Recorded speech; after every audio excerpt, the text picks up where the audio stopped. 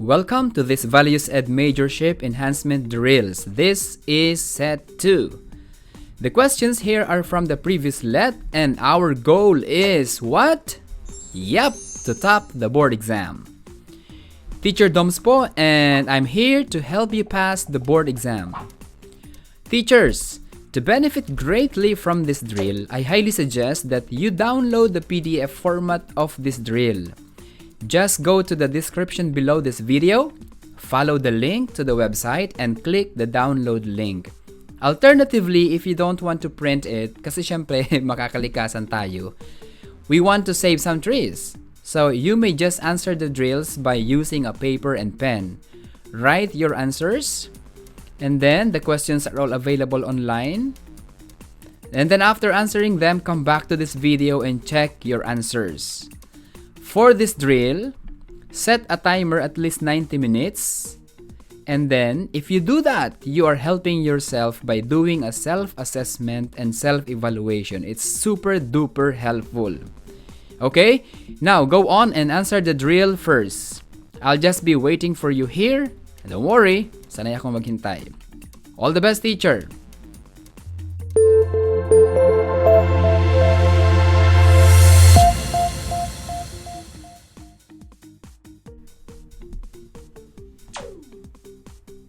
Now, I presume that you are already finished answering the drills. Let's go now and check your answers. And what is our goal? That's right, to top the board exam. Analyze each item carefully and choose the letter that represents the best answer in each item.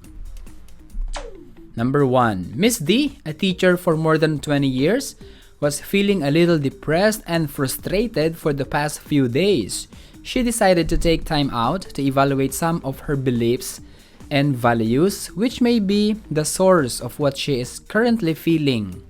She would like to know what she needs to do, or at least embrace some healthier and more functional beliefs and values. This can be done through affirmation, feedback, introspection, self-disclosure. What's your answer, teacher? That's good. If you answer introspection, you got it. Take note, all of these options are important. However, some of them could not really address the issues being experienced by Miss D. Para silang mga tools na may iba't ibang functions. Halimbawa, ang screwdriver may ibang function kaysa sa wire cutter. Ang martilyo ay may ibang function kaysa sa laghari. Dahil si Teacher D ay mature na, the best tool she should use is option C. Introspection is self-analysis, soul-searching, heart-searching, self-observation, contemplation, and that's it. She needs feedback. She needs affirmation and self-disclosure sa taong pinagkakatiwalaan niya syempre.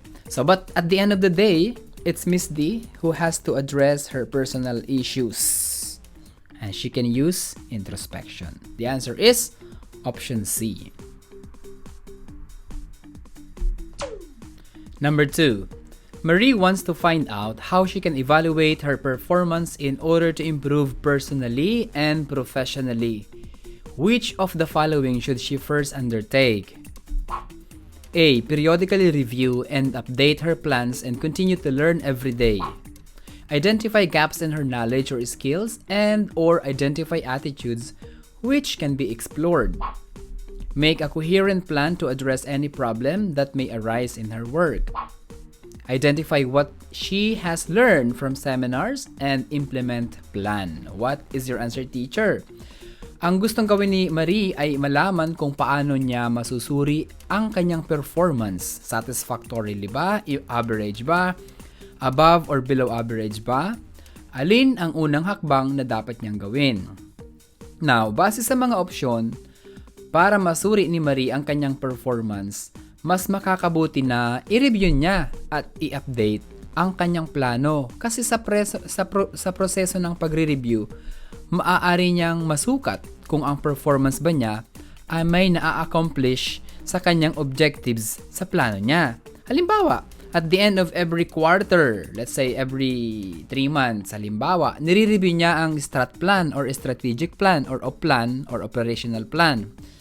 Tapos, Chine-checkan niya ang mga objective kung completed na ba, 100%, or partially completed, or canceled ba, or deferred, or postponed. So, ang evaluation ng performance ay base sa plano na ginagawa sa simula ng taon. If you experienced being an admin, halimbawa sa school or any organization, most probably, alam mo yung sinasabi ko na O-plan or strat plan. Ang duration usually ng O-plan is 1 year. This is in the level of departmental level, about day-to-day operation ng bawat department. Base sa strat plan. Ang strat plan naman, usually 3 to 5 years ang kanyang duration.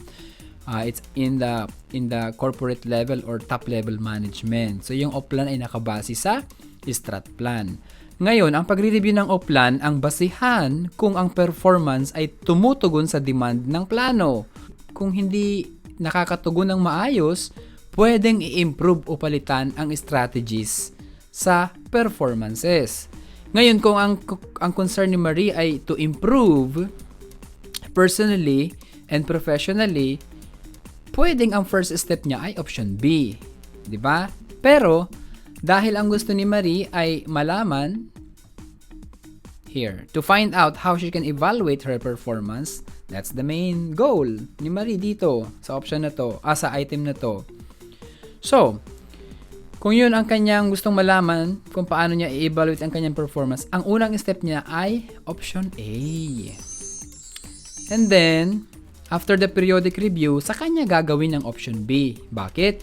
Para malaman kung anong kulang sa knowledge and skills niya para ma-hit o ma-reach yung mga target outcomes or KPIs, Key Performance Indicators. At kailangan din tukuyin kung aling mga pag-uugali o kaisipan ang makakatulong at hindi makakatulong na sa pag-achieve ng kanilang targets na nakalagay sa O-plan. Then, pwede niyang isama o gawin ang option C and D before or during the drafting of the O-plan. So, the answer here is option A. Did you get it, teacher? Okay, that's great. Good job. Number 3. Some Filipinos may choose to write their opinions in the newspaper or lobby in the Congress to express their sentiment against the reproductive health bill or health law. This shows their stand or belief of a higher principle like respect for the dignity of human beings. This is a characteristic of a person in the pre-conventional stage, conventional stage, post-conventional stage, formal operational stage. What's your answer, teacher? So what's the highest level here? Yeah, that's right. Post-conventional stage. Ang post-conventional stage is characterized by people who act out of universal principles based upon the equality and worth of all human beings. They work toward the conception of the good society. They suggest that we need to protect certain individual rights and settle disputes through democratic processes. No? Hindi yung violent way. Okay, number 3 is option C. Number 4. Mang Bert is an active member of the Sangguniang Barangay. He fights corruption in the government system. He helps without hesitation and does not expect anything in return from people who help. He helps. Mang Manny is an example of one who lives up to all the others' ideals, lives up the basic values, walks his talk, is honest with oneself. What's your answer, teacher? Right. He walks his talk. Sana all. He acts with consistency and he practices what he says. So, I mean, yeah, a very good example of public servant. Sana lahat ay ganyan. Kaya lang hindi. So, number 4 ay option C. Number 5. There is a wholesome cycle involved in self-disclosure. Which of the following best describes the pattern? Self-disclosure muna, and then friendship, and then self-acceptance. Friendship muna, self-disclosure ang sunod, and then self-acceptance. Self-acceptance muna, friendship ang sunod, self-disclosure ang huli.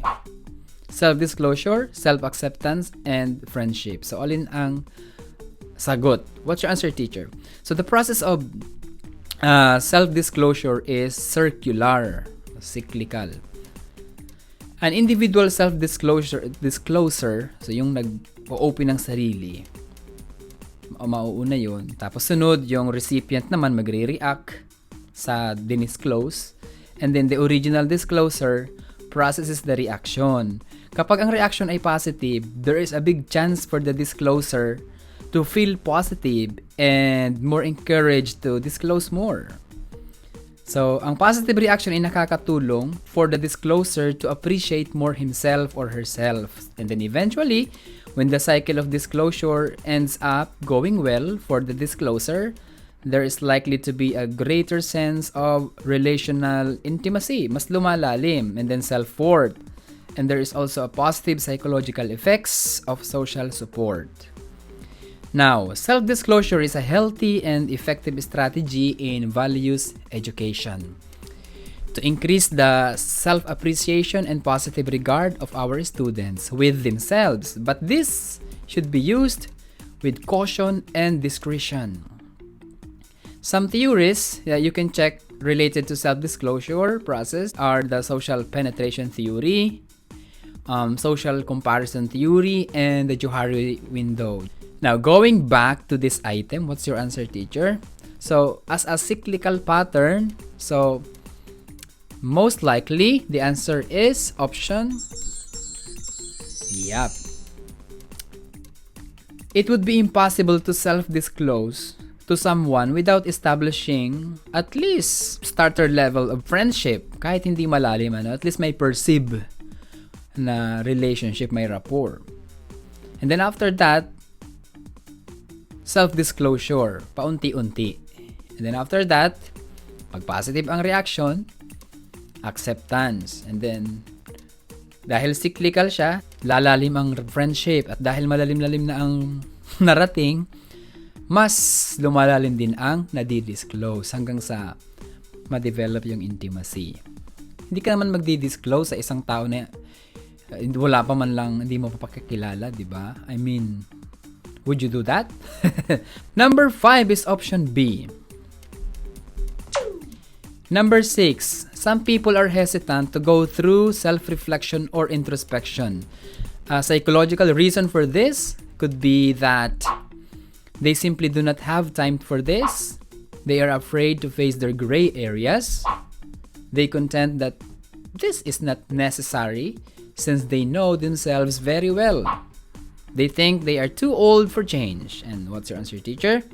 The answer here is, option B. I explained this already in, I think, item number 5 in set 1 drills.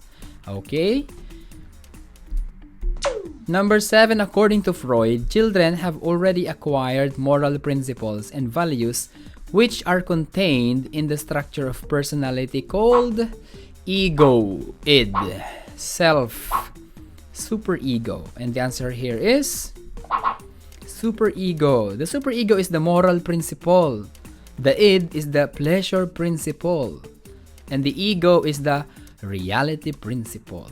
Number 7 is letter D. During 13 to 18 years of age, the adolescent experiences pressure and confusion. Teachers can facilitate every student's capacity to resolve the pressure and confusion by giving special attention to him or her, helping him or her develop effective strategies to handle present problems, talking to the student about his or her life stories and problem, telling the parents about the problems of their child. What is your answer, teacher? All of these options are pwedeng gawin ni teacher. Pwede mong gawin as a teacher to resolve the teens' experiences of pressure and confusion. In option A, yes, it's important that the teacher gives attention to his or her student. And then what's next? What kind of special attention? So this option is not so clear. In option B, sinasabi dito na tulungan dapat ni teacher na magkaroon ng epektibong estratehiya para matuto sila kung paano solusyonan o i-handle ang kasalukuyang problema na nararanasan. Halimbawa, Ang problema ng estudyante ay pressure mula sa parents kasi mataas ang expectation ng magulang na dapat mataas ang grades o dapat with highest honors. So, ang ituturo ni teacher, turuan kung paano mawala ang pressure. Anong strategy? So, pwedeng kausapin ng mahinahon ng bata ang kanyang magulang. Proper communication. In this way, the student will have the opportunity to develop his or her capacity to resolve the pressure and the confusion. So, empowering siya. In option C, talking about life stories and problems cannot guarantee the development of the student's capacity to resolve pressure and confusion kasi passive yung dating. In option D, we can do this of course, but it will deprive the student the opportunities to develop his or her capacity to resolve pressure and confusion. Shortcut na. Diba? Okay, which is empowering? Alin dyan ang sagot mo? And the answer here is option B. Good job. Alright, next. Number 9. The following are strategies for enhancing or building one's self-esteem except one. Develop and learn new skills. Give and accept compliments. Take chances and try new experiences. Talk to yourself positively. What's your answer, teacher?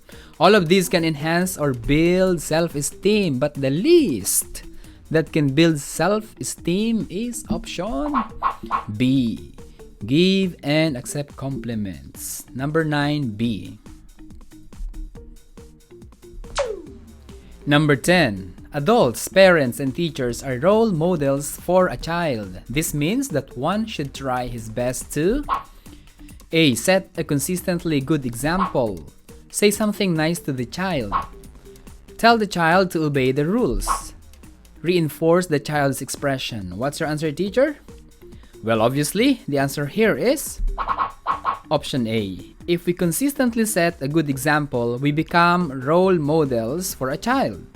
In options B, C, and D, we don't clearly see the modeling here. Okay? Number 10, option A. Number 11, you believe in the role of teachers in building the self-esteem of your students. Which of the following should you not do? A. Be friendly with your students. Be patient and attentive to pupils. Be consistently critical of your pupils. Be empathetic and encouraging. What's your answer, teacher? Bilang kasangga sa paghubog ng tiwala sa sarili ng mga estudyante, alin ang hindi mabait na opsyon? Kung mapapansin mo, options A, B, and D are very nice. Nagpapakita sila ng kabutihan ng guro sa paghubog ng self-esteem maliban sa option C, nakabaliktaran. Kapag palagi tayong critical sa mga estudyante, yung parang tayong pulis na nakabantay sa mga pagkakamali na nagagawa nila, malamang mas bababa ang kumpiyansa nila. So the answer here is option C. Number 12. What could best help school-age children develop their sense of competence and industry? More opportunities for work so they accomplish more. Reinforcement from their parents for every accomplishment. Personal satisfaction for and pride in their accomplishment. Strict rules to follow for better accomplishments. What's your answer, teacher? The answer here is option A. I explained this already in set 1 drills. Please revisit that. Number 12, option A. Number 13. According to the humanistic theory, the basic motivation of life is striving for actualization. It implies that one works hard to improve his or her personality. One works hard to develop potentials to the optimum. One works hard to satisfy his or her needs and wants. One works hard to maintain his or her way of life. What's your answer, teacher? The answer here is option? Yep, option B. In humanistic theory, actualization means developing our potentials as much as we can to the optimum. The answer here is option D. Option A, C, and D are also important in humanistic theory, but option B captures or encapsulates the best answer. The answer is option B. 14. Which strategy can bring awareness of what we think, feel, do, and also gives an opportunity to get in touch with oneself? A. Affirmation, centering, introspection, disclosure. And the answer is right. The answer here is option C. 14, option C. Nilda is one of your friends. She requested you to give her some feedback so she can become a better person. The best you can do is to give her information on how to start her plan to change. Information to help her become aware of herself. Information on how difficult it is to change. Information on how you struggle. And your answer, teacher, is, again, as discussed in set 1, our first move should be aiming for self-knowledge in order to become a better person. The answer here is option B. After becoming aware of herself, Nilda may start drafting her plan to change. What does she want to change? Anything that she has to change. Those are discovered in the process of knowing herself. So option C may not be necessary here. Option D is okay. It should end in a positive note. The answer here, number 15, is option B.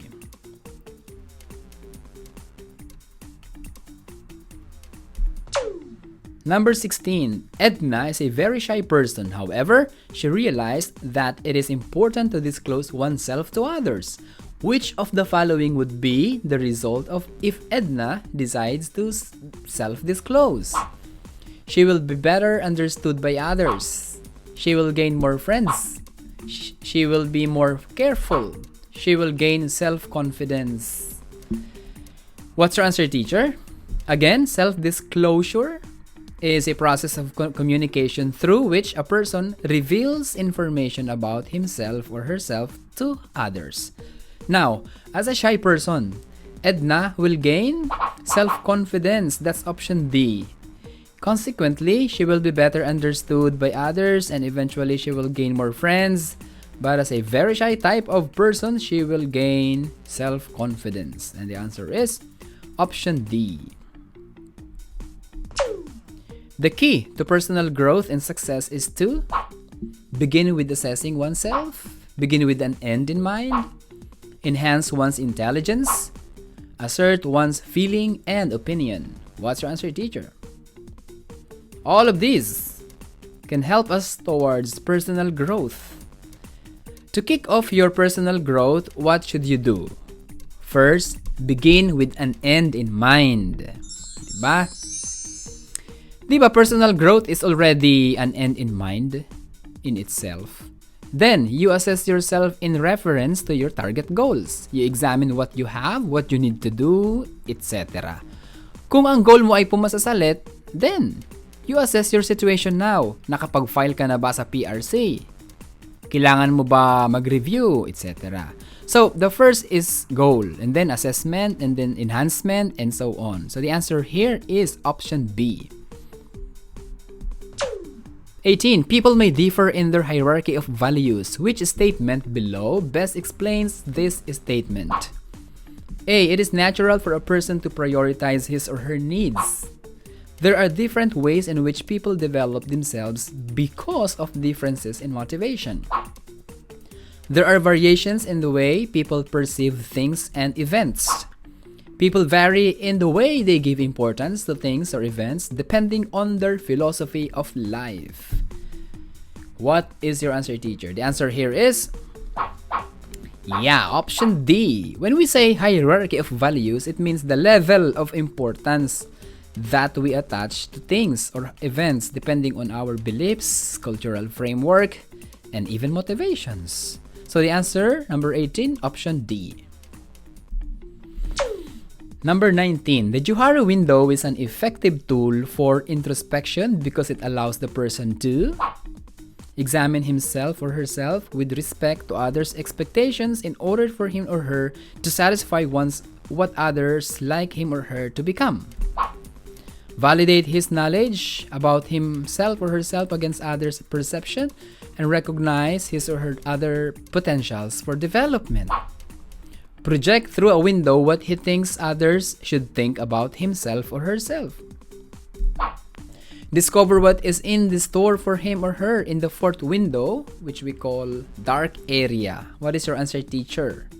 The Johari window, developed by Joseph Luft and Harrington Ingham in 1955. It is usually used as a framework for understanding conscious and unconscious bias that can help increase our self-awareness and our understanding of others. So this framework has 4 windows or quadrants. The first one is the open window or open self. So anong laman niya? So those are all the aspects of ourselves, our motives, our motivations, knowledge, behaviors, and skills that are familiar to us, and we are happy to share this with other people. The second window is the blind self or the blind area, blind spot. So these are some of qualities or characteristics or behavior recognized by others, but we don't recognize them. Usually when we ask or when we receive feedback, those in the blind self can become those of our open self. So nalilipat sila from blind to open kapag nagbigay ng feedback yung ibang tao. A very good values education teacher can bring those qualities from blind self to open self. So, trabaho natin yan so that the students may have opportunity to change them if they are not good qualities or behaviors. The teacher should consider the personality type of the students in order for the feedback to be effective. So, ingat din tayo, ha? The third window is the hidden self or hidden area. So, the hidden self represents those parts of us that we know about but we hide from others. Mga sekreto natin sa iba, no? This could range from insecurities to hidden agendas. Yung mga introvert na tao, they have a strongly developed hidden self. Yung mga estudyanteng introverted. So hidden areas can cause mistrust, misunderstandings, and poor communication. In values education, we encourage self-disclosure about the hidden self. But it should be done carefully so that the students do not feel forced to reveal information about themselves or be judged in any way. The fourth window is the unknown self. It is the deepest layers of our being, unknown to us and unknown to others. Di nila alam, di rin natin alam. This is the most challenging window or area to understand, and it tends to be more prevalent sa mga kabataan na may limited na self-awareness and experiences. Tanong, can we know this unknown self? Ang sagot, capital Y-E-S. Of course, yes. Kaya natin niyang madiskubre. When we are placed in a particular situation, halimbawa, or when we experience particular issue, those things in the unknown usually come out unexpectedly. Halimbawa, dahil sa demand sa school or sa trabaho, na-discover mo na may talent ka pala sa pag-TikTok, sa pagkanta, sa pagsayaw o pagpapatawa. Kasi demand kailangan. Ganon din naman, may negative things din na pwede nating ma-discover when we are placed in a particular situation. Halimbawa, pwede mong ma-discover yung mga repressed feelings and emotions tulad ng galit, inggit, takot, at iba pa. Lalo na kapag may mga trigger points na nakikita or naririnig. Halimbawa, narinig mo lang ang salitang ina, o ama, o pamilya, naiiyak ka na, o mabigat na ang damdamin mo. Mga trigger point. Parang sa baril, di ba? Ang trigger o gatilyo, kapag nakalabit, puputok ang baril. Ganon din kapag may mga trigger point tayo na naririnig or nakikita or na-experience, apektado talaga tayo. Pumuputok, sumasabog ang ating emosyon. Halos gustong sumabog. Ang mga ugat at dahilan nito ay maaaring makita sa unknown window kung susuriin at pagninilayan. Sabi nga ng iba, narinig ko yung professor ko dati sa psychology, yung mga panaginip daw ay pwede silang mga indicators kung ano yung nasa unknown self. Yung mga panaginip, pwede rin silang maging paraan para mas malaman natin yung mga nasa unknown window. So watch out kung ano yung mga napapanaginipan natin. Kasi lumalabas sila pag unconscious tayo. Parang nagpaparamdam. Ganon. Makakatulong ang pagdiscover sa unknown window upang lalo natin maintindihan kung bakit tayo affected ng mga trigger point. Bakit tayo magagalitin? Bakit tayo mahiyain? Bakit maiksi ang pasensya? And so on. Sa values education, napaka-importante na mag-ingat tayo sa pag-explore ng fourth window ng mga estudyante kasi baka hindi tayo handa sa mga maaari nating marinig at malaman mula sa kanila. Make sure na you are prepared to handle and process the self-disclosure of the students. So going back to item number 19. What's your answer, teacher? Sa option A, you don't want to do this. Hindi ka nabuhay para isatisfy ang kagustuhan ng ibang tao para sa'yo. Kasi mayroon kang sariling isip at pagpapasya sa buhay. Sa option B, validate o i-confirm ang pagkakakilala mo sa sarili kung kapareho sa pagkakaunawa ng iba at makita ang iba pang mga posibilidad sa paglago. Itong second part, okay ito, recognize other potentials for development. Yung first part, okay din naman. Sa option C, pwede itong mangyari pero hindi natin madidiktahan ang ibang tao kung ano ang iisipin tungkol sa atin. Pwede tayong mag-behave in a certain way para ma-project natin kung ano ang iisipin ng ibang tao, pero hindi lahat ng tao ay mapapaniwala natin kung hindi totoo ang behavior. So, pwede pero hindi ideal itong option na to. Sa option D, madiscover kung ano pa ang mga nasa unknown window. I think the best answer here is option D. Kasi kasama na sa madidiscover natin yung other potentials natin for development. Pati na yung validation ng ating self-knowledge. Kumbaga sa level, the option D is the highest level of exploration when we do introspection. It is going to the deepest part of our being. Going to the core. Please take note that the fourth window is not totally unknown. They can be known or discovered through introspection. At yung mga binigay ko pang example na pag may mga trigger point, pagka nalagay tayo sa mga sitwasyon, di ba? Desperate time calls for desperate measure. Sa Eastern philosophy, ang tawag dito ay meditation. Sa Christian tradition, ang tawag dito ay contemplation, yung introspection. It's the journey towards the innermost core of our being. If you are interested in this beautiful tradition of contemplation, you may search for Saint Teresa of Avila, her 7 mansions. Trinay ko tong basahin noon pero sobra ang lalim talaga niya. Pero it's beautiful. Magandang spiritual exercises ito. Yung kay Thomas Kempis na Imitation of Christ, napakaganda rin niya na contemplation na material. So, in number 19, the answer is option D. You got it? Very good. Number 20. Developing a reflective attitude means being critical about what is bad about something. Focus on both external and internal forces. Essence-oriented rather than form-oriented. Peaceful and gentle in thinking and speaking. What's your answer, teacher? Number 20. What is reflective attitude? It's about understanding the deeper meaning of things or experiences. It's going beyond what the eyes can see.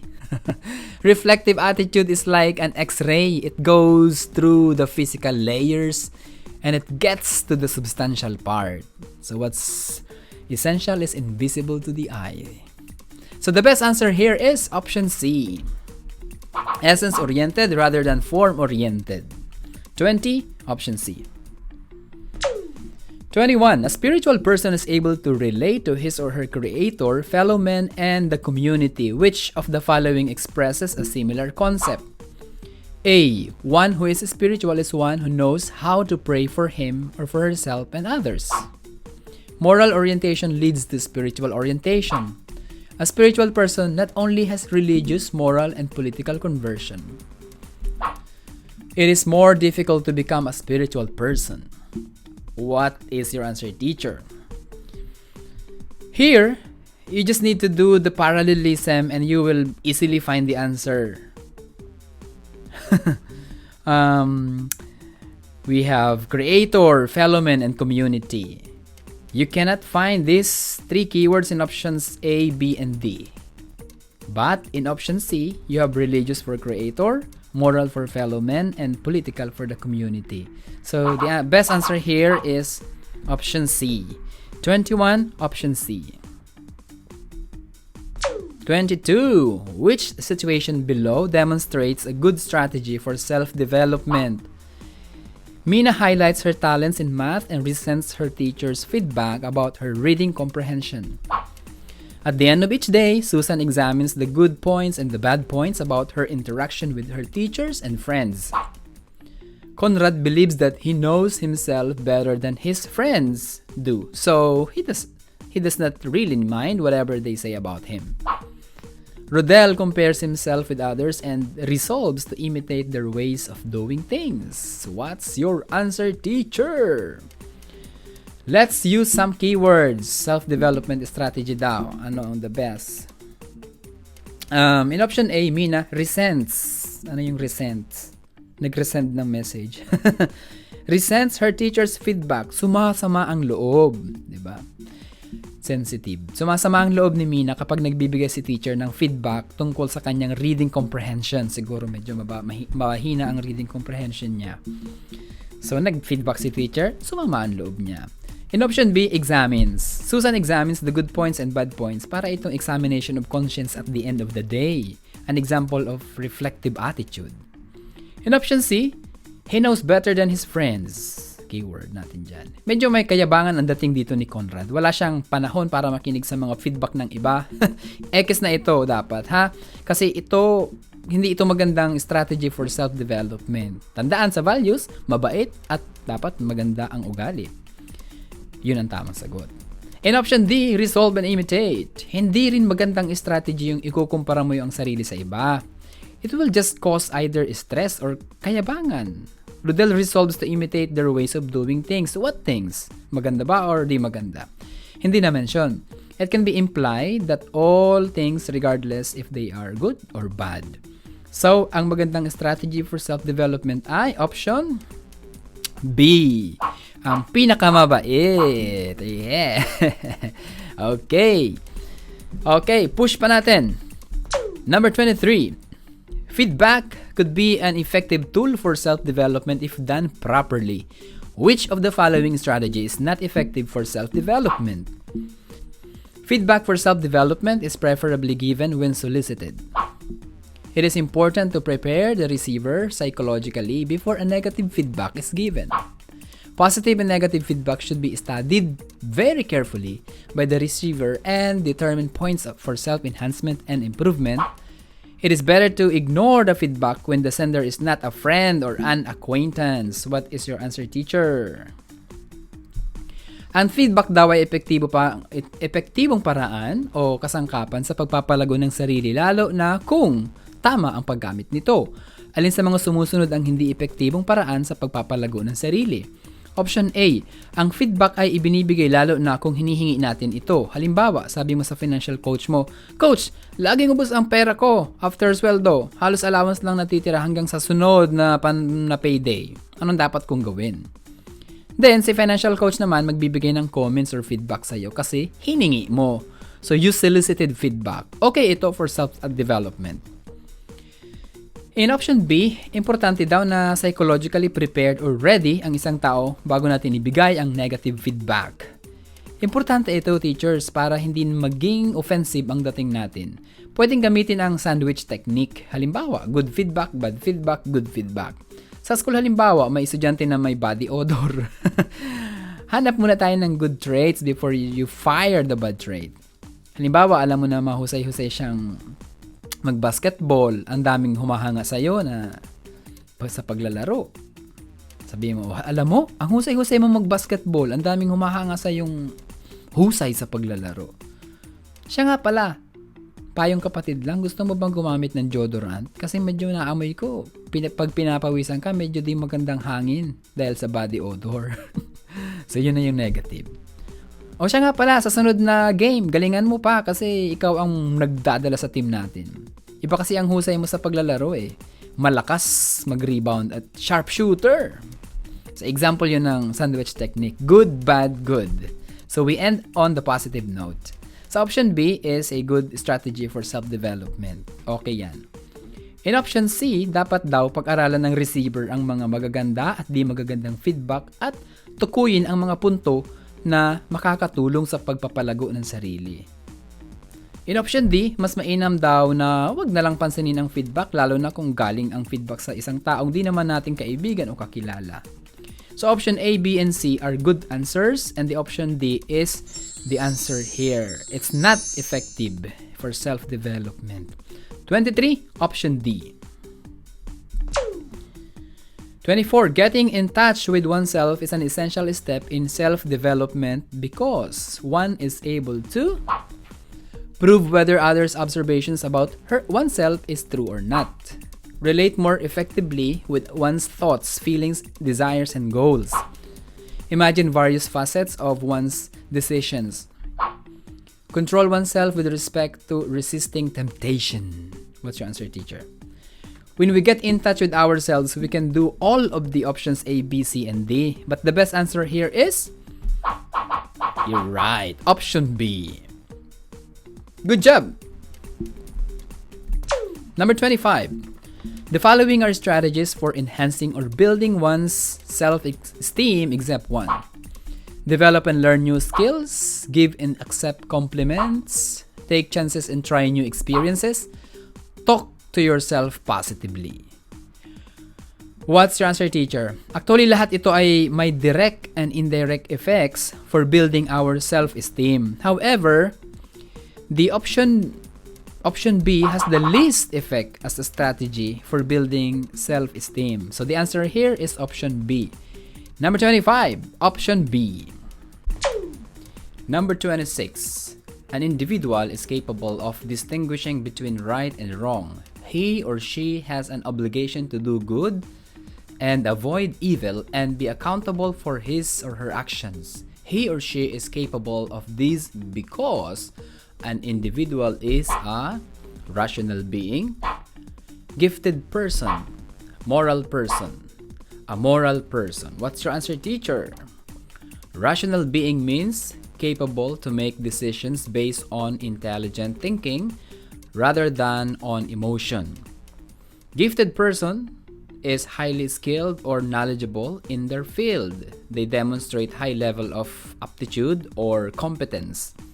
Moral person or moral being means having a moral obligations or duties or being concerned with the principles of right and wrong behavior and having the ability to anticipate the consequences of one's own actions, the ability to make value judgment, and the ability to choose between alternatives.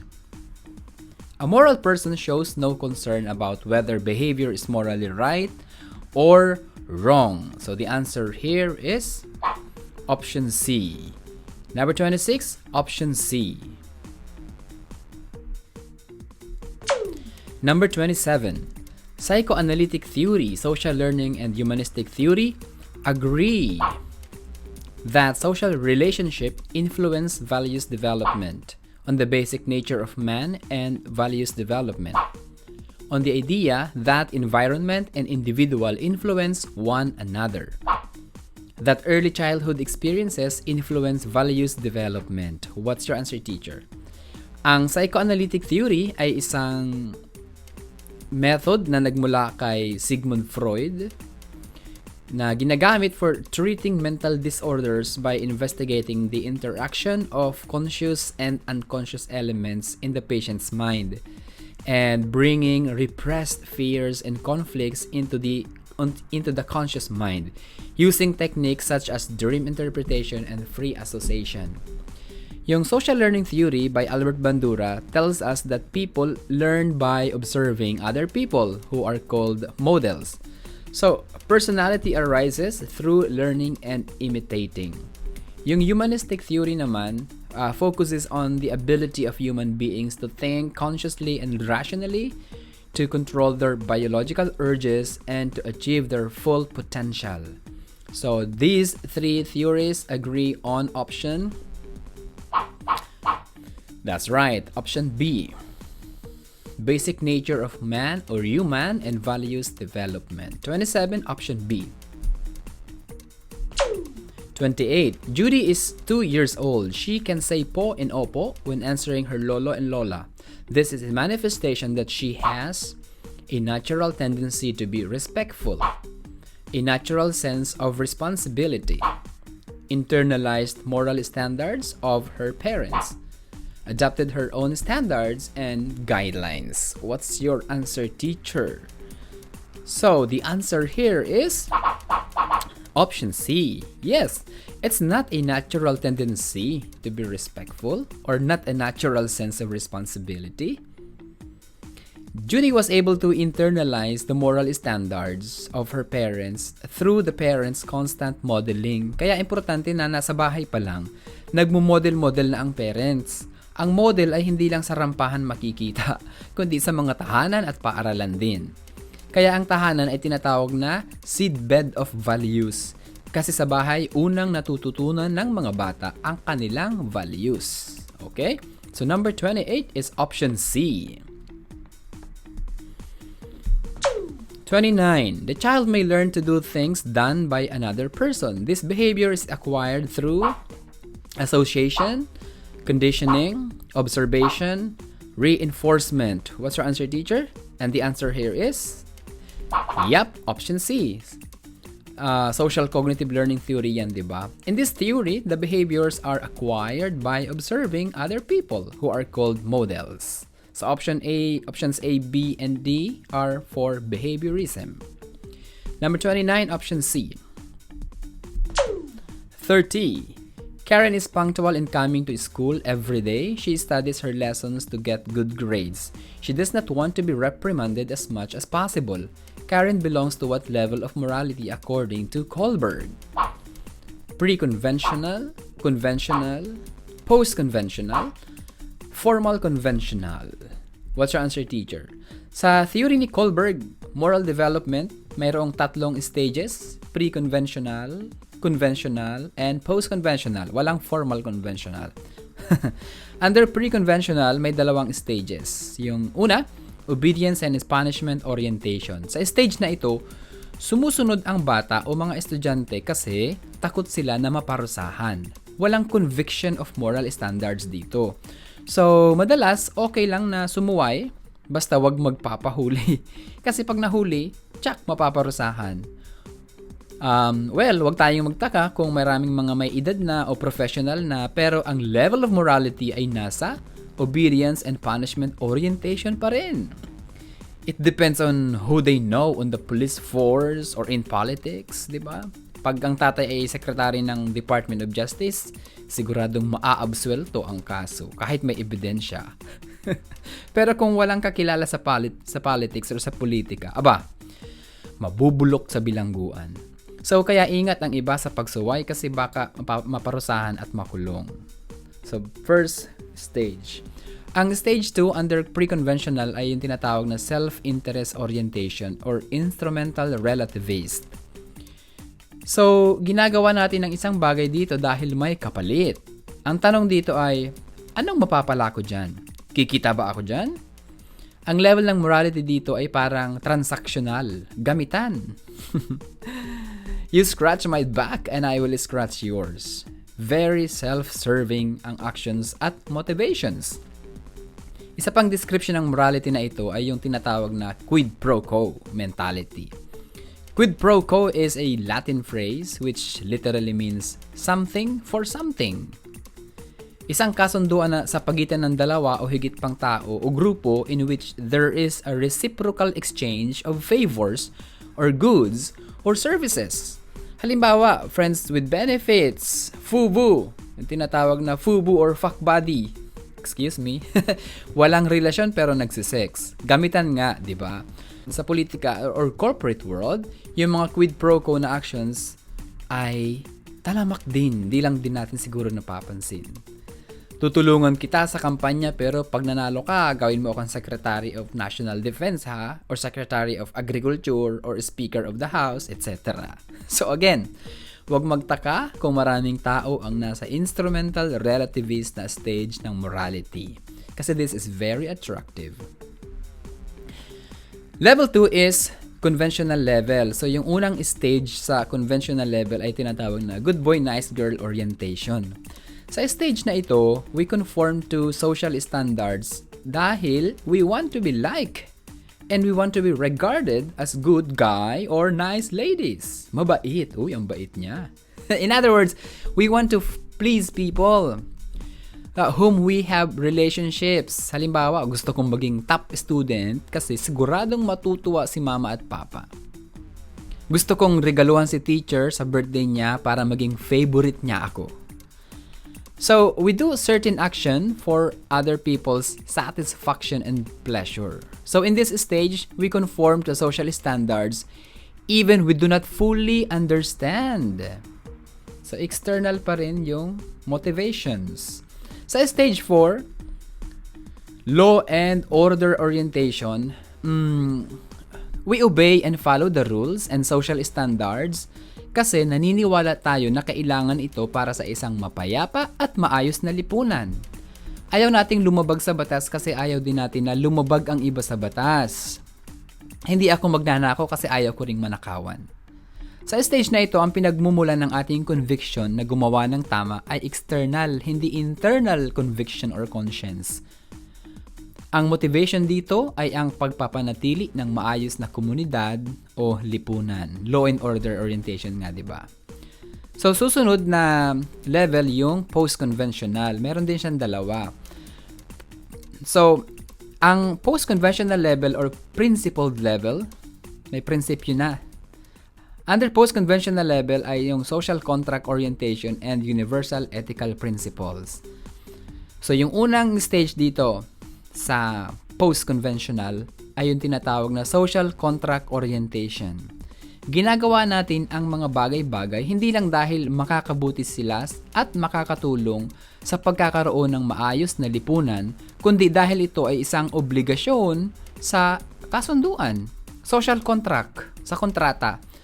Ang social contract ay isang kontrata o kasunduan na gagawin ko ang tama basta kayo din o ikaw din, pati nga ang gobyerno, ay gagawin din ang tama. So, inirerespeto ang iba't ibang mga pananaw, mga karapatan ng iba, at pati na ang mga pagpapahalaga ng iba or values ng iba. Basta't, irerespeto din ako at mga karapatan ko at values ko. Ang mga batas na ginagawa ng pamahalaan ay tinitingnan bilang mga kasunduan, hindi pagkukontrol sa atin. At dahil doon, ang mga batas na hindi nakakatulong sa atin ay dapat alisin o palitan. They should promote the greatest good for the greatest number of people. Kahit nga yung mga batas na ginagawa na iba na hindi naman ayon sa natural law, they push through. Bakit? Kasi makakatulong sa mga tao, gusto ng mga tao. Okay, without mentioning some examples. Pwede na kayong magbigay ng example dyan. At ito ay kadalasang nakakamit sa pamamagitan ng dialogo at kasunduan. Ang isang demokratikong bansa ay magandang halimbawa ng social contract orientation stage of morality. Panghuli ay ang universal ethical principle, principled conscience. Sa stage na ito ng morality, ginagawa natin ang isang bagay dahil kumbinsido tayo na ito ang tamang gawin base sa ating konsensya. Hindi external. So, ang motivations to do good ay nanggagaling sa loob, internal. Mahirap ito dahil lahat tayo, we usually jump from one stage to another stage of morality. Pero kahit mahirap, sinasabi ni Kohlberg na mayroong ganitong stage ng morality. So now, going back to item number 30, what is your answer, teacher? Karen studies to get good grades. She doesn't want to be reprimanded. Specifically, she is in the good boy, nice girl orientation, and that is under conventional level. So number 30, the answer is option B. 31. Psychoanalytic theory emphasizes early childhood experiences while social learning theory stresses environmental conditions where individuals learn and acquire values. This statement is false, neither true or false, true, totally false. What is your answer, teacher? The answer here is option C. In social learning theory, there are three important factors: behavior factors, personal factors, environmental factors. So number 31, option C. 32. Interacting with other people is an important source of personal change and growth. Which of the following do we want least from these interactions? Learning from their experiences, being inspired through their encouragement, being influenced without choice, being helped by their guidance and instruction. What's your answer, teacher? Interacting with others or pakikipagkapwa at pakikisalamuha is an important source of personal change and growth. So, alin ang ayaw nating maranasan sa ating pakikipagkapwa o pakikihalubilo? Option A, matuto sa kanilang mga karanasan. Option B, ma-inspire sa kanilang mga paghihikayat. Option C, ma-impluwensyahan kahit hindi mo gusto. Option D, matulungan ng kanilang gabay at panuto, instruction. So, the answer here is option C. Yan yung pinaka-least na gusto mong maranasan o gusto nating maranasan. Yung ma-impluwensyahan kahit hindi naman natin gusto. Pilitan lang. Number 32 is option C. 33. Your students ask you why it is important to learn. The best answer is, it is important to get high scores in IQ test, be able to share with others, be able to cope with everyday problems, and land a job easily. What's your answer, teacher? Well, of course, you can answer all of these to your students, but the best answer here is option C. Yep. Relevance ng lessons ng pinag-aaralan sa totoong buhay to solve our problems. Next. 34. Enhancing a positive self-concept is one big step for self-development. Which of the following is a healthy self-concept? Picturing oneself a bit above one's peers. Being humble enough to put oneself below some of one's friends. Seeing oneself as having very good potentials for growth. Regarding oneself as the best person. What's your answer, teacher? Self-concept? What's this? It's the cognitive or thinking aspect of yourself related to your self-image.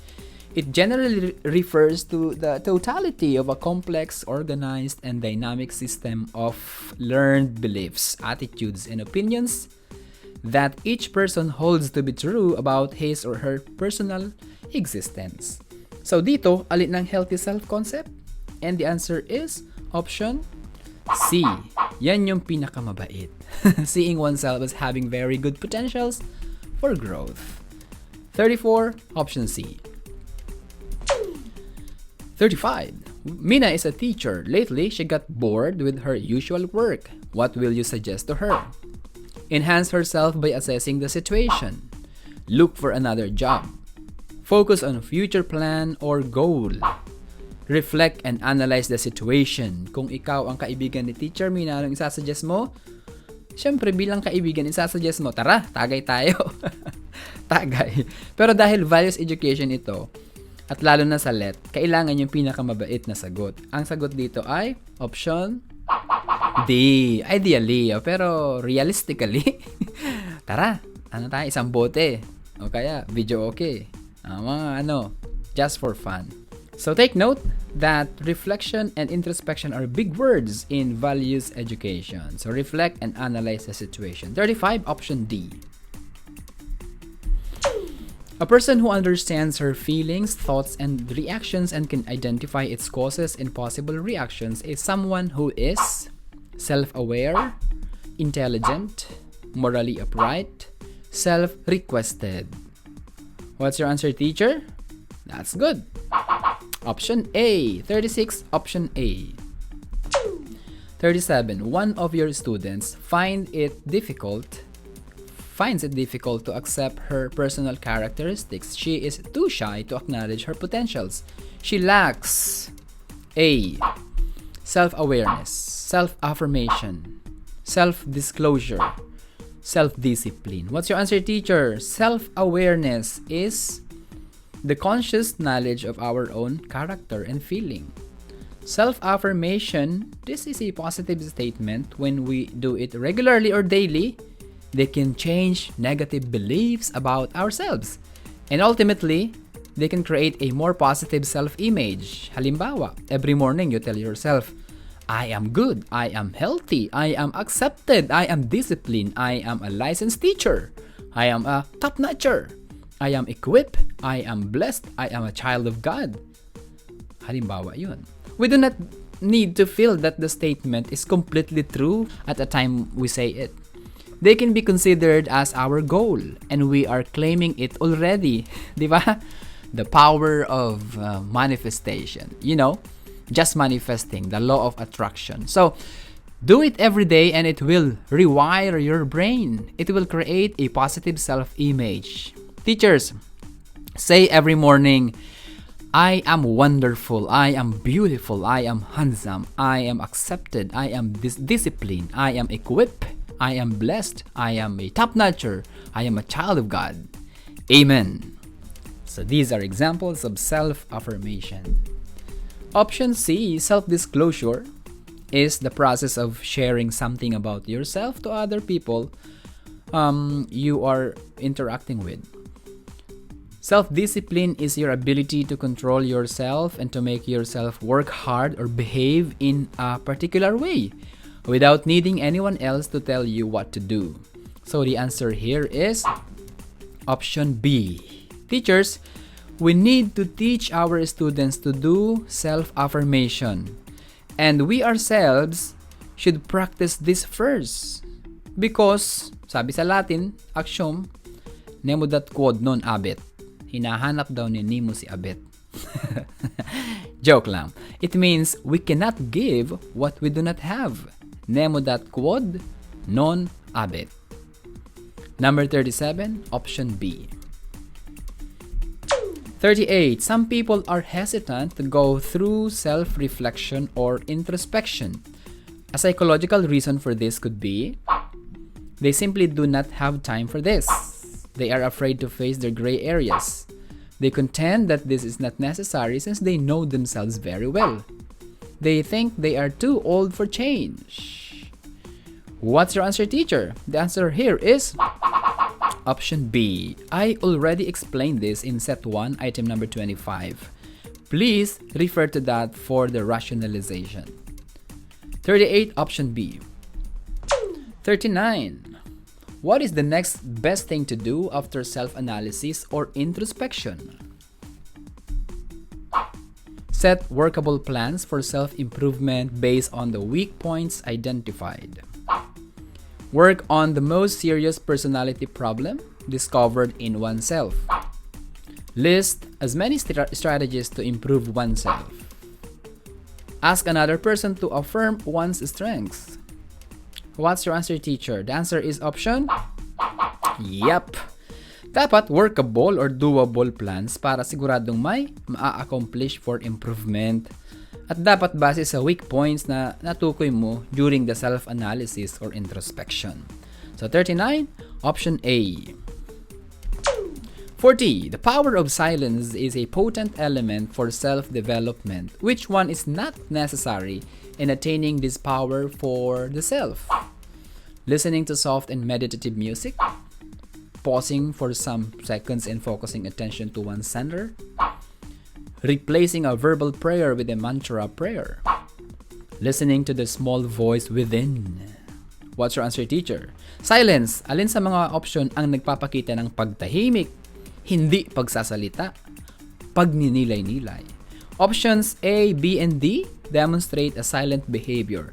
So option C is a verbal prayer. Mantra, originally from Buddhism and Hinduism, it's a word or sound repeated to aid concentration in meditation. So halimbawa, Buddha, Buddha, Buddha, Buddha, hanggang sa tahimik na. Or Jesus, Jesus, Jesus, or Hail Mary, full of grace, ulit-ulit.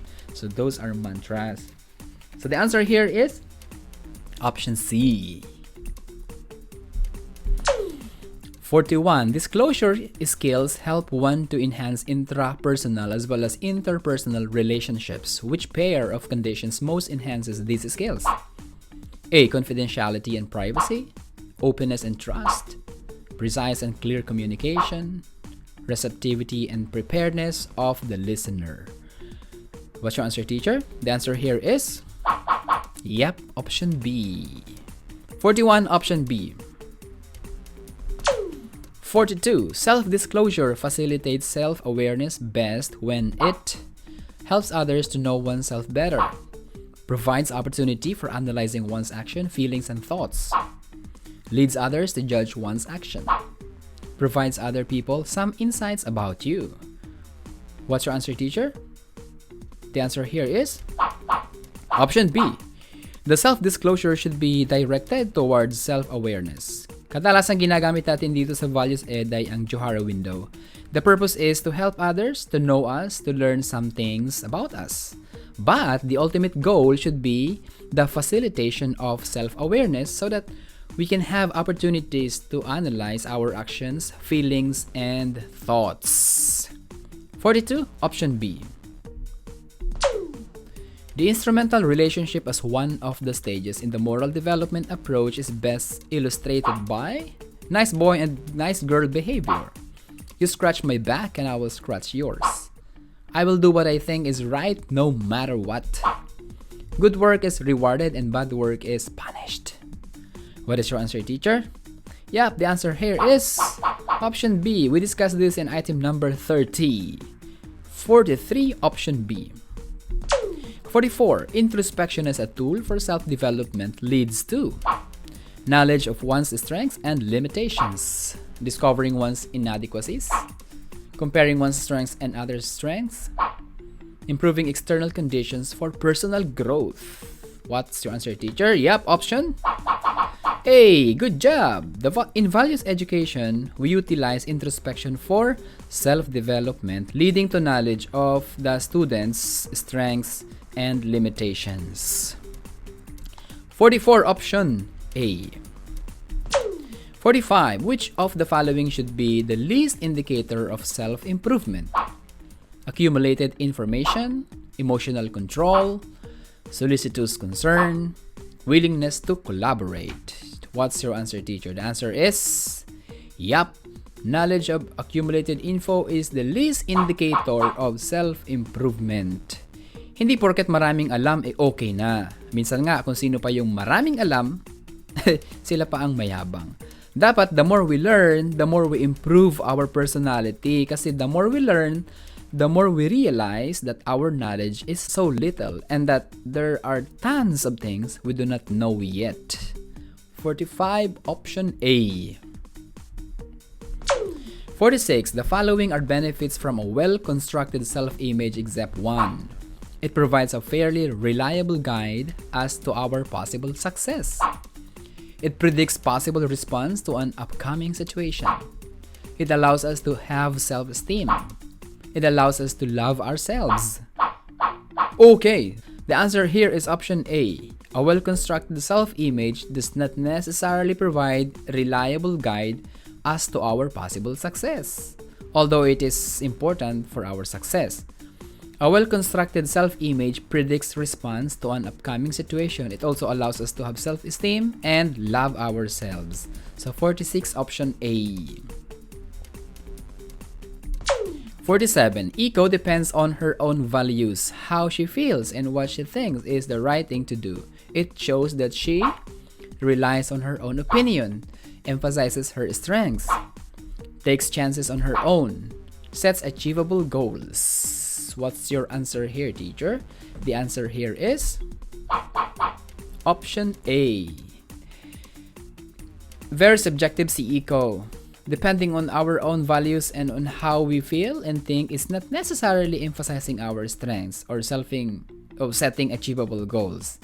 Instead, it shows subjectivity and personalism, making us rely on our own and even taking chances on our own. So, the answer here is option A. Number 48. Gabe at 3 is able to learn and master tasks such as feeding and dressing himself. As he grows, he is able to know his abilities and capacity. As a result, he may develop feelings of shame, autonomy, industry, identity. What is your answer, teacher? In the psychosocial theory of Erikson, the first stage is infancy. This is from birth to 12 months. The challenge or crisis here is trust versus mistrust. And then the next stage is toddlerhood, ages 1 to 3 years old. The challenge here is autonomy versus shame. The third stage is preschooler, ages 3 to 6. The challenge is initiative versus guilt. And then the next stage is schooler, ages 7 to 12. Industry versus inferiority.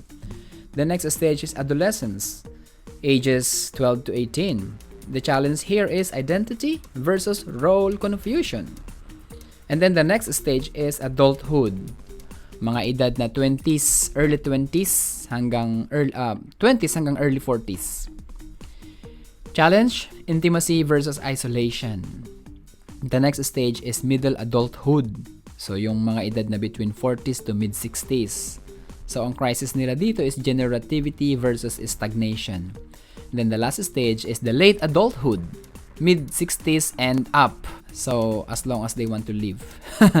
So the challenge is integrity versus despair. So in item number 48, Gabe may develop autonomy that is in level 2. Shame is the crisis that will develop if he is denied the opportunity to grow in his environment. Industry is developed in the 4th level, is schoolers stage. Identity is developed in the 5th level, the adolescent stage. So number 48 is option B.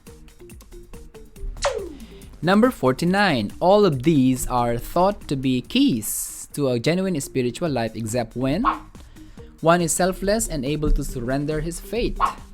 One understands life enduring mysteries. Personal life is subordinated to relationship with higher creator. When the spiritual dimension is brought into everyday life. Yep, the answer is option B. 49, option B. A genuine spiritual life doesn't mean you understand life's enduring mysteries. A genuine spiritual life accepts that we cannot understand life's enduring mysteries. There is an acceptance because we know that we are limited. So, options A, C, and D are keys to genuine spiritual life. Next number. Self-concept is developed or constructed by the individual through interaction with the environment and reflecting on that interaction. The following are similar to the above statement except one. We develop and maintain our self-concept through the process of taking action and then reflecting on what we have done and what others tell us about what we have done. Self-concept is dynamic. It can be modified or changed through reflection and interaction. Self-concept is not something that people can will, but rather it depends on the process of self-reflection and interaction. People often come to view themselves in a new, more powerful way, and it is through this way, more powerful way of viewing the self that people can develop self-concept. What is your answer, teacher? Options A, B, and C are similar statements except the option D. So the answer here, number 50, is option D. That's great. Number 51. What is the best legal document that safeguards the promotion of values education in the Philippines? Arbeck, 2002. 1987 Philippine Constitution, Charter of the United Nations, Universal Declaration of Human Rights. What's your answer, teacher? The answer here is, of course, option B. The Arbeck or Revised Basic Education Curriculum of 2002 or Basic Education Curriculum of 2002 was based on a 16-year of study from 1986. So from old curriculum na 8 learning areas, naging 5 core courses na lang siya sa Arbeck. So yung 8 learning areas were Values Education, English, Math, AP or Araling Panlipunan, Science and Technology, PEM or yung tinatawag natin na PE, Physical Education, Health and Music, Filipino, and the THE or Technology Home Economics. So sa RBEC, nagkaroon na lang ng 5 core courses, yung Filipino, English, Science, Math, and Makabayan. So yung Makabayan, marami siyang sub-areas. So one of them was Values Education. And then sa K-12, nagkaroon ng revision again, of course, and Values Education became one of the subjects from grades 1 to 10. So, the present curriculum.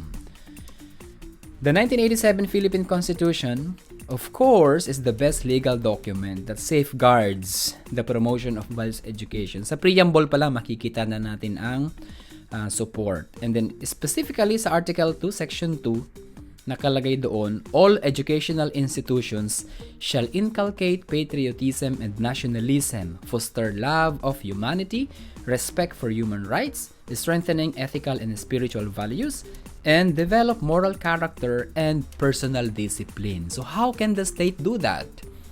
One of the tools that the state can use is the education, and we use values education.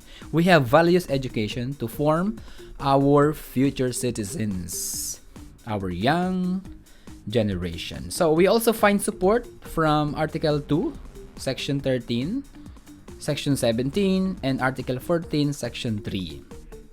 Yung Charter of the United Nations naman ay pinirmahan noong 1945 that mandates the United Nations and its members to maintain international peace and security, uphold international laws, achieve higher standards of living for their citizens, address problems related to economics, health, and society, and promote universal respect for and observance of human rights.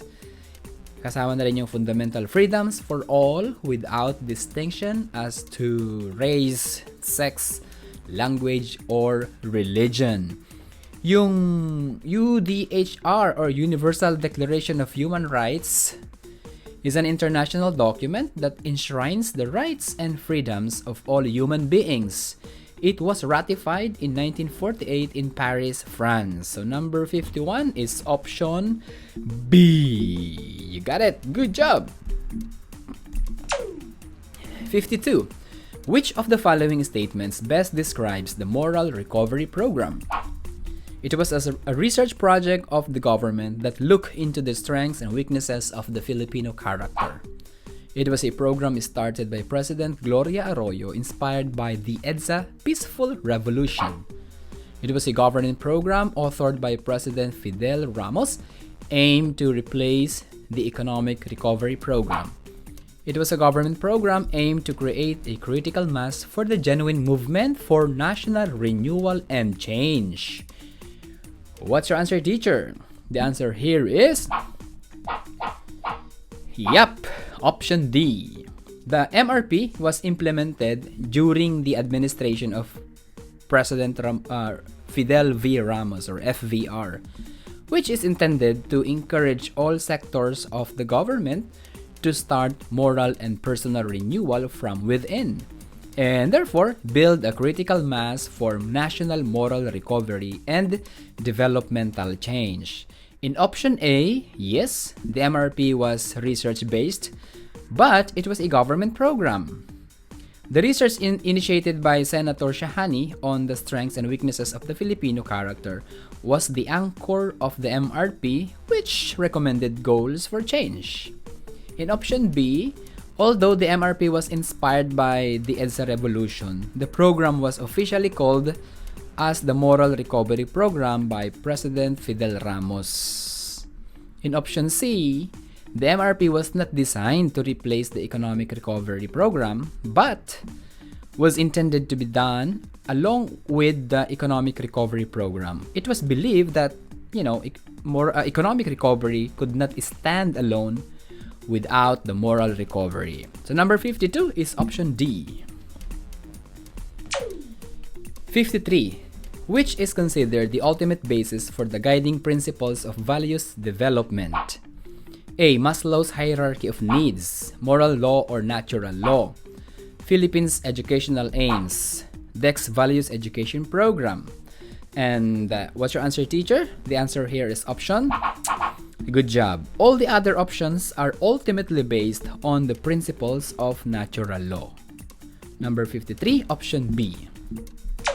54. The multidimensionality of the human person allows him or her to grow from childhood to adulthood responsibly, act different roles in relating with others in the community, use his or her various talents in attaining his or her self-actualization, develop his or her faculties and potentials, and use this in enriching others and improving the community.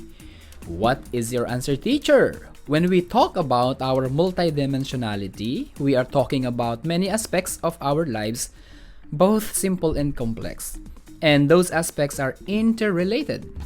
And it allows us to do all of these options. But the best answer is option D. These options refers to the physical, intellectual, moral, and spiritual dimensions, including our social and political dimensions. So number 54 is option D.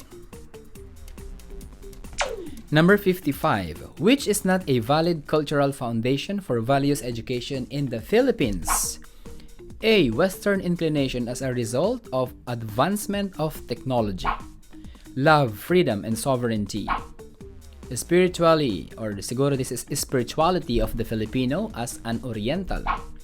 World and future orientedness of the present generation. What's your answer, teacher? When we say cultural foundation for values education in the Philippines, we are looking for any cultural element or tradition related to Philippines or Filipinos. So, option A is not a valid cultural foundation for values education in the Philippines. Options B, C, and D are valid. So, 55, option A. 56. Personalism is positive in itself. Extreme personalism is not, because this leads to ease in dealing with people, tolerance of efficiency, assessing matters objectively, subjectivity of judgment. The answer is option D. Our judgments are based on personal impressions or feelings or opinions. Number 56, option D. 57. All of the following except one are goals of the MRP, Moral Recovery Program. Which goal has not been listed? Value the habits of discipline and hard work. Aspire for world competitiveness. Sense of common good and justice. Sense of integrity and accountability. What is your answer, teacher? What are MRP's goals for change? So mayroong 5 na indicated. The goals are to develop in the Filipino, number 1, a sense of patriotism and national pride, a genuine love, appreciation, and commitment to the Philippines and things Filipino. Number 2, a sense of common good, ability to look beyond selfish interests, a sense of justice, and a sense of outrage at its violence. Number 3, a sense of integrity and accountability and aversion towards graft and corruption in society, and an avoidance of the practice in one's daily life. Number 4, the value and habits of discipline and hard work.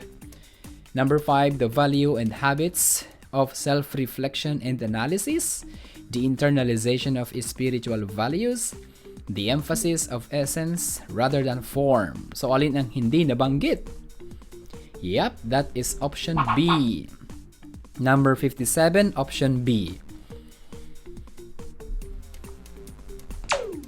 Number 58, which strategy for change would be most appropriate in preventing ningas kogon? A. Network of change initiator. Roles of power holder and mass. Act of will and self-reliance. Holistic individual and structural change. What's your answer, teacher? What is ningas kogon? Kogon, marami nito sa bundok. Kung rich kid ka, malamang di mo alam ang kogon. Joke lang. Ang kogon ay isang uri ng damo na kapag natuyo, magandang gamitin pang siga o pang sunog ng basura o mga tuyong dahon. Pag sinindihan ang tuyong kogon, sobrang malagablab, maapoy. Pero, saglit lang talaga. Saglit lang siyang maglagablab. Okay, malagablab siya sa simula. So, pag sinabing ningas kogon, magaling lang sa umpisa. Pag nahirapan na or nakatikim na ng kaunting challenge or criticism, umaayaw na. Bumibitaw na agad. Hindi na kasi convenient at comfortable. Halimbawa, New Year's resolution, ay magwo-workout na talaga ako para mag-lose na ng weight ko. Second week pa lang ng January, give up na. Ningas kogon. Ay, ma-diet na. Pero nung nagutom, saka may nakitang lechon, patatim, crispy pata. Forget about the diet. Ningas kogon. So going back to this item, number 58, alin daw ang pwedeng strategy para malabanan ang ningas kogon? Ang tamang sagot dito ay option C. Determinasyon ng kalooban at pagsasakripisyo. Kahit mahirap, fight sana. Laban lang. Alright, number 58 is option C. 59. Which is the meaning of dynamism of values?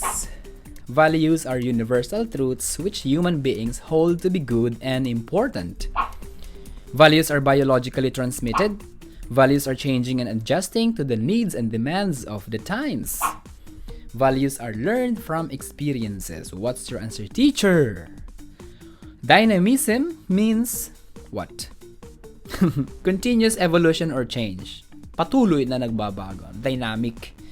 The answer here is option C. Number 59, option C.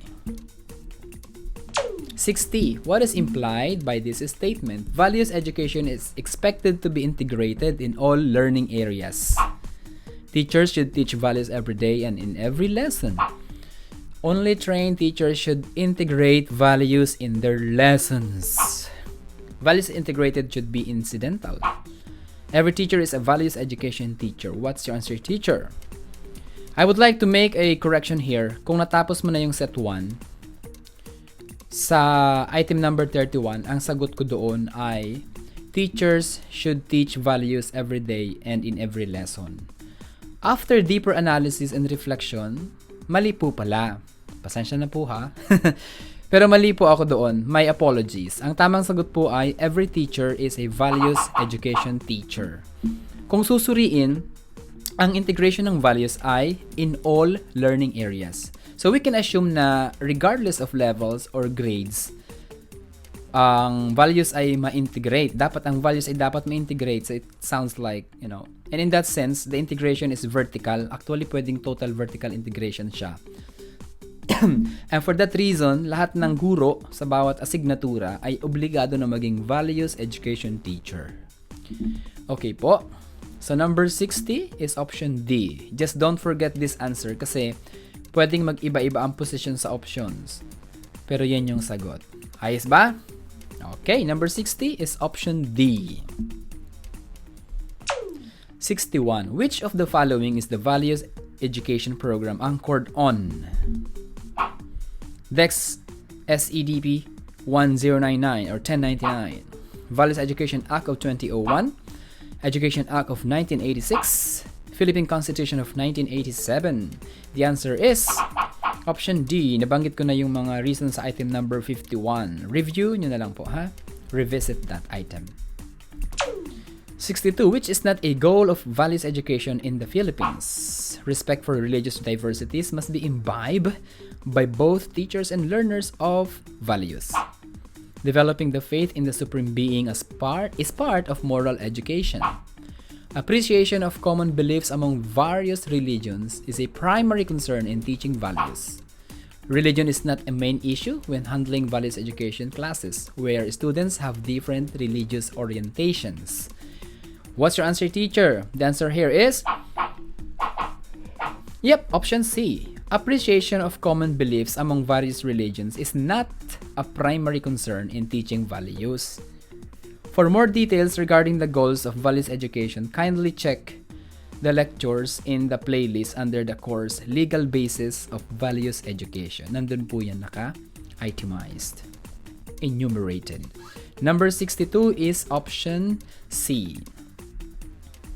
63. Which of the following indicators can be used as a barometer for measuring sustainable human development?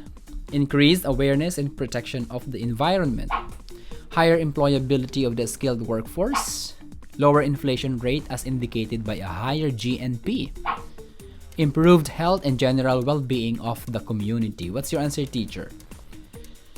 What is sustainable development?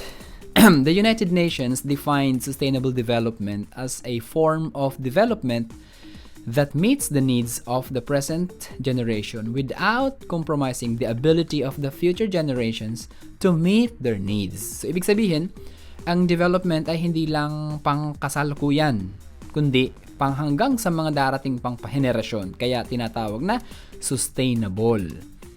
When we say human development naman, the United Nations Development Program or yung UNDP defines it in their 2016 Human Development Report that human development is all about human freedom. Freedom to realize the full potential of every human life, not just of a few, nor of most, but all lives in every corner of the world, now and in the future. So sustainable human development, therefore, is pursuing the human development or pursuing the freedom to realize their full potential without compromising the freedom of the future generation to realize their full potential. So, ano ito? Multidisciplinary and interrelated sa iba't ibang discipline, lalo na sa kapaligiran, sa pag-aalaga ng environment. Kaya meron tayong environmental education sa Values Education kasi kasama ito doon. So, ibig sabihin, magiging maganda ang buhay natin ngayon pero matitiyak din natin na magiging maganda rin ang buhay ng mga magiging apo at apo ng mga apo natin. So this is oversimplified na kasi in reality, sustainable human development is multidimensional and complex concept. Siguro dahil na rin sa complexity ng ating human nature and the way we interact with each other as individual and group, and partly as a result of how we view our roles in the ecosystem and the way we treat our environment, diba? Kasama yan, pakahalaga yung pag-treat sa environment. Kasi kung sabog-sabog na ang ating kalikasan, kagubatan ngayon, paano na yung future generation? Diba? Na-endanger na yung kanilang ability, yung kanilang freedom in the future to live peaceful, healthy, safe na sa environment. Well, the United Nations Development Program, yung UNDP, pwede nyo i-search sa Google yung UNDP or United Nations Development Program for more details. So, this specific branch of United Nations created the HDI or Human Development Index to emphasize that people and their capabilities or potentials should be the ultimate criteria for assessing the development of a country, not the economic growth alone. So there are 3 dimensions of HDI na binigay ng UNDP. Yung tatlo ay yung long and healthy life, knowledge, and a decent standard of living. So yung indicator ng health dimension is yung life expectancy. Gaano kahaba ang buhay ng mga tao sa isang bansa. Sa Pilipinas, ang life expectancy natin between 50 to 60 lang. 'Di ba? Ikli. May goodness sa Japan ang umaabot sila ng 100 years old. Kaya karamihang estudyante ko sa mga Eikaiwa, yung alam mo yung Eikaiwa is a conversational school.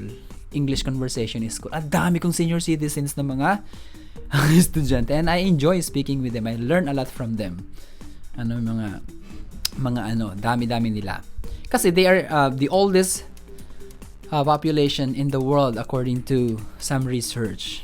Makikita nyo naman yan pag sinearch nyo sa Google. Ang tatanda na ng population dito sa Japan.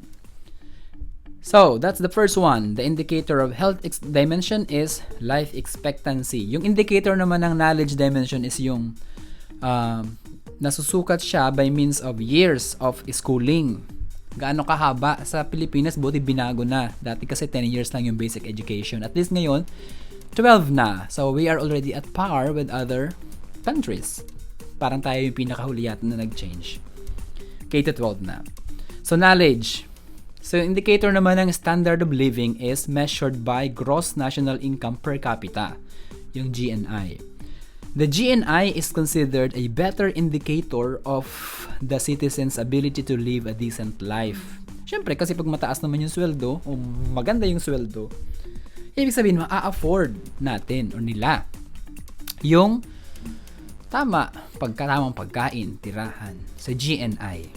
So, the HDI developed by UNDP can be used to question the national policy and stimulate debate about the government policy priorities. Ano ba ang priority ng ating administrasyon? Human development ba?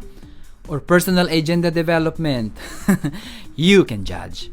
So the HDI is a simplified version of HDRO, Human Development Report Office. It captures only part of what human development entails. So the HDRO, yung Human Development Report Office, branch din yan ng United Nations, provides composite index that reflect inequalities, poverty, human security, empowerment, and so on. So if you need more details on this, kindly read online the United Nations Indicators of Sustainable Development. Makikita mo din yan doon. Now, going back to this item, number 63. The answer here is option B. The higher employability of the skilled workforce will eventually lead to employment, which in turn will lead to a higher gross national income per capita. At kung tumaas ang income ng mga individual na mamamayan, ibig sabihin they will be able to raise their standard of living. So number 63 is option B. Did you get it, teacher? Good job. 63, option B. 64. Which of the following factors may impose the least direct effect in the development of honesty? Media exposure, parental behavior, social expectations, and norms. Leadership roles. What's your answer, teacher? Number 64. The answer is option A. It has the least direct effect in the development of honesty. Okay? 64, option A. Number 65. When does the kanya-kanya syndrome become positive? When one can discern what he likes in life. When the benefit of others is viewed as one's loss. When one protects individual interests. When one becomes self-reliant and can stand on his own. What's your answer, teacher? Kanya-kanya syndrome is one of our negative traits, 'di ba? Pero pwede itong maging positive. Tanong, kailan nagiging positive or okay ang kanya-kanya syndrome? A. Kapag kaya mong pagnilayan kung ano ang gusto mo sa buhay. B. Kapag nakikita natin na ang nakakatulong sa iba ay kawalan sa atin. Hirap i-translate, no? C. Kapag pinoprotektahan mo ang iyong mga interes. D. Kapag umaasa ka sa sarili at kaya mo nang tumayo sa sarili mong mga paa. Okay. The answer here is option D. Halimbawa, kapag sanay ka sa kanya-kanya at napunta ka halimbawa sa isang lugar o bansa, nag-OFW ka at walang pakialaman, siguradong madali ka makaka-adjust. So in this case, positive ang naging effect ng kanya-kanya syndrome. Pero kung hindi ka sanay, mahihirapan ka, iiyak ka agad. Kasi homesick, homesickness. Sa madaling salita, may positive effect ang kanya-kanya syndrome. Okay? So number 65 is option D. 66. Which can best demonstrate civic consciousness? Proud to be Pinoy. Paying taxes. Technology transfer. Waste disposal awareness. What's your answer, teacher? Civic consciousness is a form of social consciousness coexisting with the concept of citizen. So civic consciousness mainly refers to cognition of our status, rights, and obligations. So cognition, nasa state of cognition pa lang. So the answer here is option D. It's targeting the awareness, the attitude, not the behavior. Okay? 66 is option D. Number 67. Which of the following conditions best guarantee that values development program in the barangay will be successful? The barangay leaders believes in the program. There is a budget to implement it. The whole barangay is actively involved. There are leaders who will initiate its implementation. What's your answer, teacher? The answer here is option C. Napakaganda, di ba? Very ideal. But in reality, mahirap ito. Ang unang concern ni Kapitan ay ang budget. So number 67 is option C. 68. Which of the following individuals does not exhibit vulnerability to corruption? Corporate leader who bribes in public bidding, a political leader who resorts to vote buying, a waiter who finds and reports a lost item in the restaurants to the authority, a public employee who neglects his duty. And what's your answer, teacher? Alin ang pinakamabait? Aba, pag ganito lahat ang tanong sa board exam, siguradong perfect, di ba? So the answer here is option C. Pinakamabait. 68, option C. 69. Which of the following best shows the weakness of familism? Family-centeredness, patronage and political dynasties, loyalty to the family, concern for family. The answer is option B. Nako, talamak yan sa atin. Padrino system and political dynasties. Presidente na, tapos ang kapatid, senator, ang anak, congressman, ang kamag-anak, governor, mayor, etc. Hay buhay. Wala akong pinapangalanan, pero it's happening in our beloved country. So number 69 is option B. 70. Filipinos are observed to be passive and lacking in initiative, which does not illustrate these traits. Palusot syndrome. Tolerance for violation of human rights. Submissiveness to authority. Quick resignation to one's fate. Ano ba yung passive? Yung naghihintay ka na lang na bumagsak yung bayabas sa iyong mga bibig. Wantamad. Kulang sa pagkukusa, walang pakialam sa nangyayari sa paligid. So, ang sagot dito ay option A. Kasi, it does not illustrate being passive. So, probably, it illustrates lack of discipline. So, yung option B shows passivity. Kapag mataas na ang tolerance sa violence, it indicates our lack of concern. Wala na halos pakialam, 'di ba? May binubugbog ng tao dun sa gilid, wala tayong ginawa. Pinanood pa natin at video. Pinost sa social media. Instead na tumawag ng authority or awatin. Okay? Mataas ang tolerance sa violence. Sige lang, bugbugin mo lang. Option C, kapag submissive sa mga may kapangyarihan, sunod lang ng sunod. It also shows passivity. Option D, it also shows passivity and lack of initiative. Yung tipo na may paraan pa naman na pwede magawa pero give up na lang.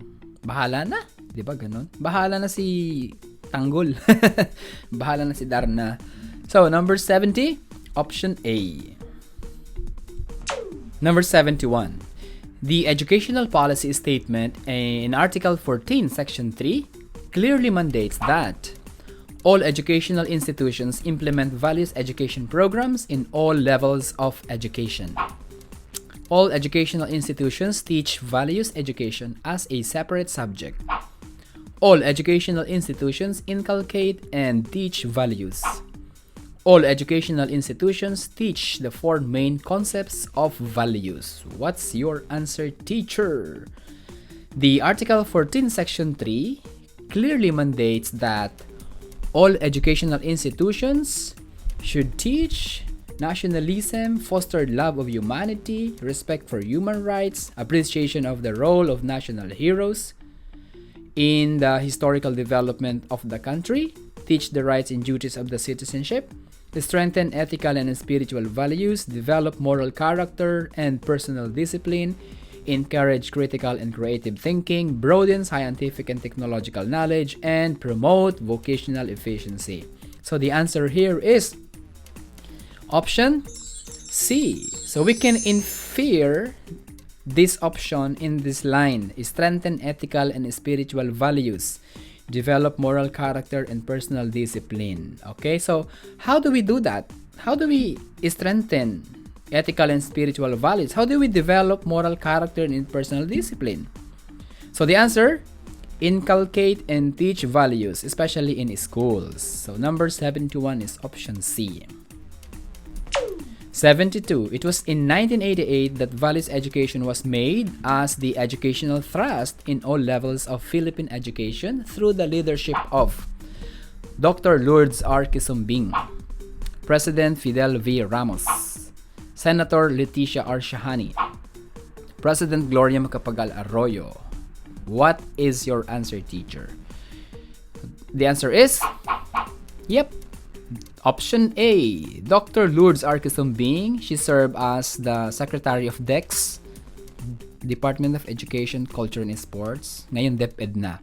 So DEX from 1986 to 1989. So number 72, option A. Number 73, all except one are the characteristics that the Values Education Program wants to develop in the Filipinos. Which is the exception? Self-actualized, integrally developed human beings imbued with a sense of human dignity. Social beings with a sense of responsibility for their community and environment. An abiding faith in God as a reflection of their spiritual being. Tolerant and open disposition of the mind. What is your answer, teacher? The answer here is option... Yeah, it's option D. Of course, we also teach option D. Tolerant and open disposition of the mind, but usually we do not do it in values education. We do it, or we teach this in other subjects like science, especially as part of scientific attitude. So number 73 is option D.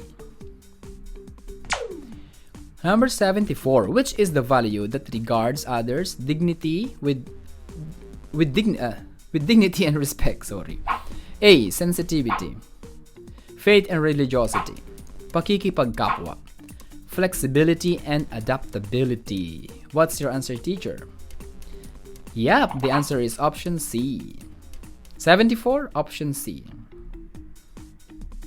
75, which is not a weakness of the Filipino character according to the Moral Recovery Program? Extreme personalism, passivity and lack of initiative, materialism, colonial mentality. If you review the weaknesses of the Filipino character, you will see extreme personalism, lack of discipline, passivity and lack of initiative, colonial mentality, kanya-kanya syndrome, lack of self-analysis and self-reflection. So, hindi mo makikita yung option C, materialism. So, the answer is option C. 75 is option C. Number 76. Proper implementation of values education in the Philippines must take the following into consideration, which is the exception. Students are guided to develop an abiding faith in the Supreme Being. Respect for religious diversities must be demonstrated by the teachers and learners of values. Appreciation is focused on commonalities among various religions. Religion should not be mentioned in the lessons, especially if students are of different religious orientations. What is your answer, teacher? Sa pagtuturo natin ng values education, isinasaalang-alang ba natin ang option A? Magabayan ang mga estudyante na lumago ang pananalig sa may kapal, Supreme Being. Option B, dapat maipamalas ng mga guro at mga estudyante ang pagrespeto sa iba't ibang uri ng pananampalataya o relihiyon. Option C, nakapokus dapat ang pag-appreciate sa mga pagkakapareho ng iba't ibang relihiyon. Halimbawa, pare-parehong naniniwala sa Diyos, pare-parehong gumagawa ng kabutihan sa kapwa, and so on. Option D, hindi dapat banggitin ang relihiyon sa mga lesson, lalo na kung iba ang relihiyon ng estudyante. So what's your answer, teacher, here? Alin ang exception?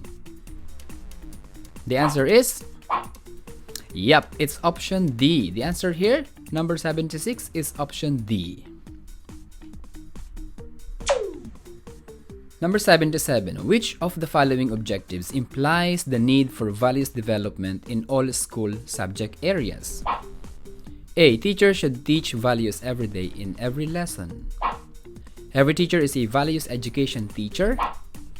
Only trained teachers on values should integrate values in their lessons. Values integration should be incidental. What is your answer, teacher? The answer is option B. Since we need to develop values in all subject areas, it implies that every teacher is a values education teacher through the integration of values in the learning areas. So number 77 is option B. 78. Economic efficiency as a value is least encouraged by a deep sense of work ethic, an accelerated productivity through vocational efficiency, the use of capital for family enterprises, a self-reliant and independent national economy. What is your answer, teacher? The answer here is option. Yup, number 78, option C. 79. Pakikipagkapwa-tao is one of the strengths of the Filipino character. This is manifested in all the following items except in one, which is the exception. A. Moral strength or fortitude, lakas ng loob. Sensitivity to people's feelings, pakiramdam. Solicitous concern for others or malasakit. Sense of gratitude or utang na loob. What is your answer, teacher? Pakikipagkapwa-tao is our openness to others and feeling with others, like, empathy, sympathy, and empathy. So we regard others with dignity and respect, and we deal with them as fellow human being.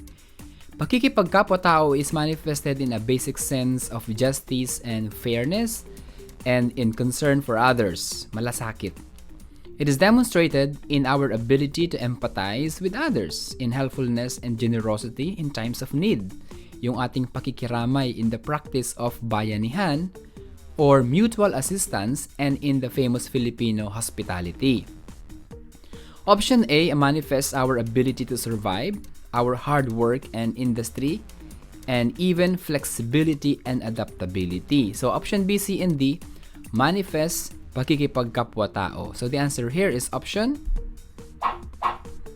Yup, it's option A. 79 is option A. 80. Which of the following best illustrates familism as a weakness of the Filipino character? Concern for family, loyalty to the family, patronage and political dynasties, family-centeredness. What's your answer, teacher? Familism. This is our cultural value that emphasizes warm, close, supportive family relationships, and that family should be prioritized over self. This should be a positive cultural value, pero when it is excessive, it becomes negative and it becomes our weakness. Weakness of our character. So, alin ang nagpapakita ng negativity rito? So the answer here is, that's right, number 80 is option C. This is very negative. Number 81. Which of the following is not an accurate strategy for change under the moral recovery program? Strategies must be multi-layered and multi-sectoral. Strategies should involve a critical mass of people. Strategies must be connected to the daily life of people. Strategies must empower those in authority. What's your answer, teacher? Ano ba yung mga strategy for change under the moral recovery program? So listen to me. Number 1, strategies must be multi-layered and multi-sectoral. Number 2, strategies must emphasize change in the power holders as well as in the massa. So both. Okay? Number 3, strategies must be holistic, involving individual and the system or structural change. Number 4, change must involve a critical mass of people. Number 5, the goals should be cut up into bite-sized pieces of implementation. Bite-size lang para kayang-kayang i-digest, no? Hindi maimpatso pag sobra sa bite-size. Number 6, strategies must be connected to the daily life of people. And number 7, strategies must be implemented by an act of the will and involve self-sacrifice. So, which one is not mentioned? Option A, yes, we mentioned it. Option B, yes. Option C, yes. Option D, yes, but it's not accurate. So the strategy should empower or emphasize change in the power holders as well as in the massa. So the answer here is option D. Number 81 is option D. 82. Which can best manifest love of country as analogous to love of others? Kasing kahulugan ng pagmamahal sa iba ang pagmamahal sa bansa. A. Bring people's needs to the attention of those in power. Teach Philippine history informally at the barangay level. Strengthen the use of the Filipino language. Disseminate nationwide the biographies and teachings of our national heroes. What is your answer, teacher? The answer here is option A. Only the option A has the indicator of love of others. So, number 82 is option A. 83. The supreme and overarching value that characterizes a human person is global spirituality, human dignity, truth and tolerance, love and goodness. What is your answer, teacher? The answer here is option yes, that is the overarching value that characterizes a human person in values education. Yep, the human dignity. Number 83, option B. Number 84, what could best deepen children's values learned from parents and teachers? A. Consistent modeling with other social institutions. Reinforcement and recognition in public forum. Media exposure and advertisement. Personal reflection and witnessing. What is your answer, teacher? The answer here is... That's good. Option A, consistent modeling with other social institutions, lalo na ng pamahalaan. Okay, so number 84 is option A. Number 85, what is implied by this statement? The family is the seat of values development. All values are learned first in the family. The members of the family act together to shape the values of the children. It is the parents who project the kind of character their children will become. The state empowers the parents to educate their children. What is your answer, teacher? The answer here is option... Yeah, this is similar to the statement, the family is the seedbed of values. All values are learned first in the family. Saan pa ba? So, number 85 is option A. 86. Which of the following concepts explain the humanistic philosophy of values development? The person's contribution to the community is most important in values development. The human person's dignity is mainly the goal of values development. The person lives to give meaning to his or her present existence. The human person's development must be grounded on his or her origin. Number 86. The answer here is option... Yep, it's option B. Alright? 87. The constancy of values allows the teacher to do the following except one, which is the exception. To improve teaching strategies to effectively deliver the values desired. To teach values to learners according to changing concepts of values. To direct learners to follow timeless Filipino values. To teach values based on universal guiding principles. Number 87. Constancy of values, meaning objectivity or universality, which is the opposite of cultural values, which are changing and dynamic. So option A, does not necessarily tell us about the constancy of values. However, we do this. We improve teaching strategies, whether the values are objective or subjective. Option B, we do it when values are subjective or cultural. Option C, timeless values means constant values, objective values. And option D, universal principles are also constant. So the answer here is option B. We do the option B if the values are not constant or subjective cultural values.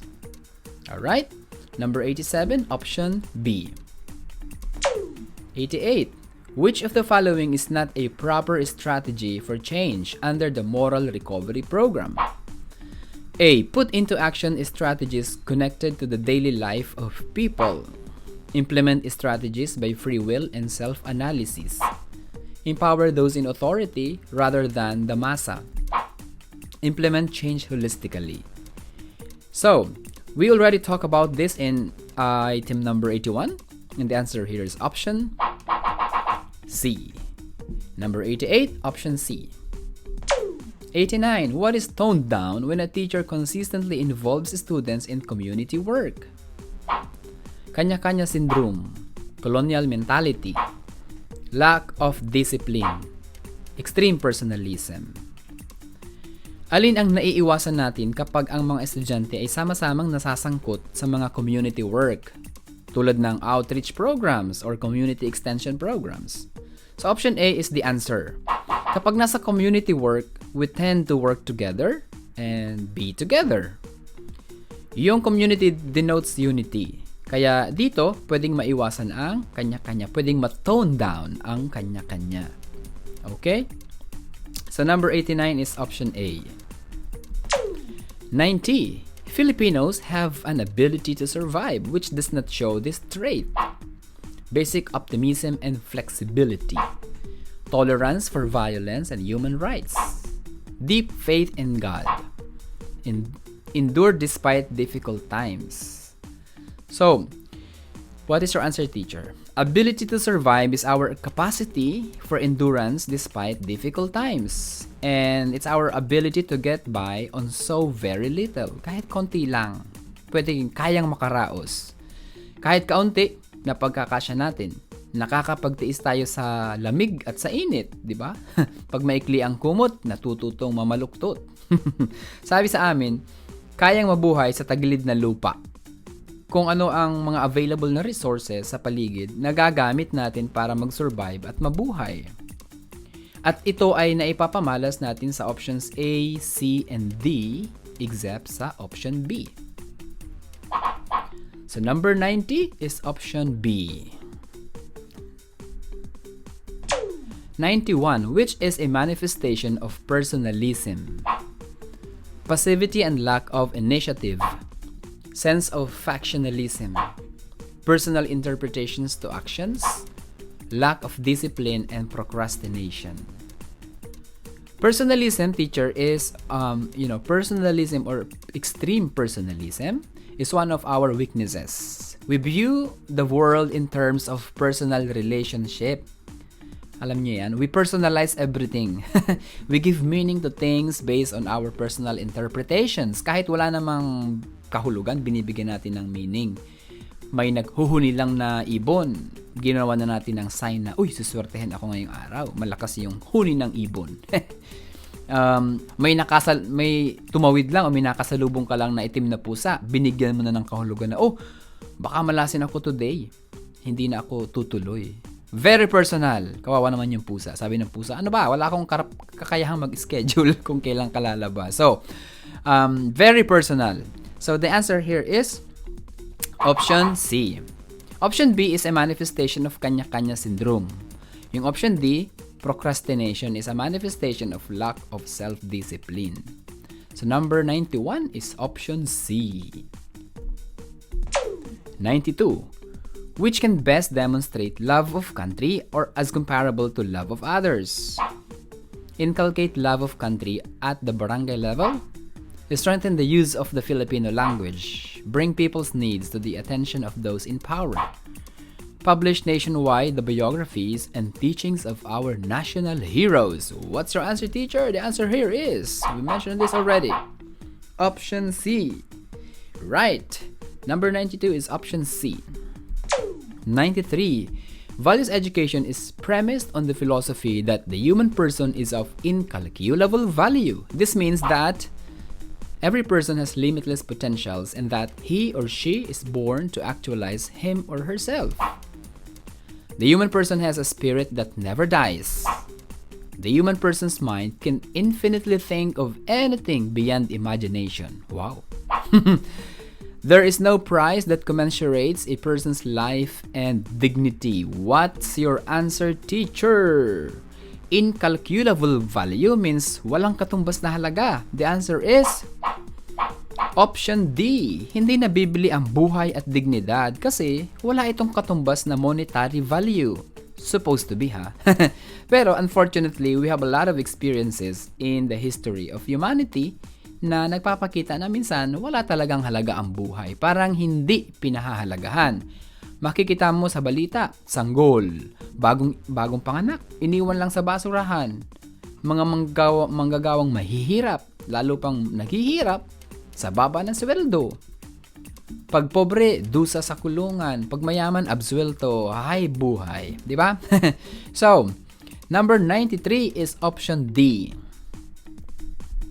94. The human person demonstrates his or her being social by living in isolation to attain inner peace, moving from one place to another until she or he finds peace and happiness, interacting physically, intellectually, morally, and spiritually with others, relating with others through effective communication. Number 94.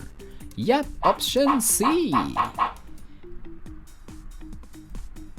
95. Which of the strategy below does not lead to the development of honesty?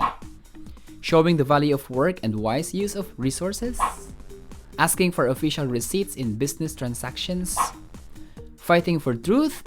Example, against social justice? Joining a rally on salary increase? What's your answer, teacher? The answer is option D. Yep. Number 95, option D. 96. What strength of the Filipino character is shown in getting by with what is available in the environment? Hard work, ability to survive, resourcefulness, family orientation. What's your answer, teacher? Resourcefulness is wrong. Bakit? If you look at the list of strengths of Filipino character, you will not find resourcefulness because this description is under the ability to survive. So, if we stick with the document provided by the Senate Task Force, our answer should be option B. Okay? Otherwise, you can choose option C if you like. But then, I chose option C when I first answered this. But when I checked the document, so I found out that the description is verbatim. So, it's under the ability to survive. But then, since our study of values education is document-based, we want to stick with the list of strengths of Filipino or Filipino character. And because the framer of this question was definitely considering the Senate Task Force document.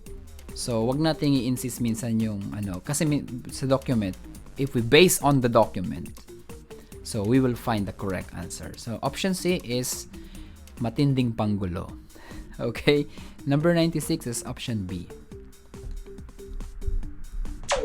Number 97. Which is not an accepted strategy for change under the moral recovery program? Again, A. Strategies must be multi-layered and multi-sectoral. The change should involve a critical mass of people. The goals should be cut up into bite-sized pieces of implementation. The strategies must be connected to our 4 pillars of moral recovery program.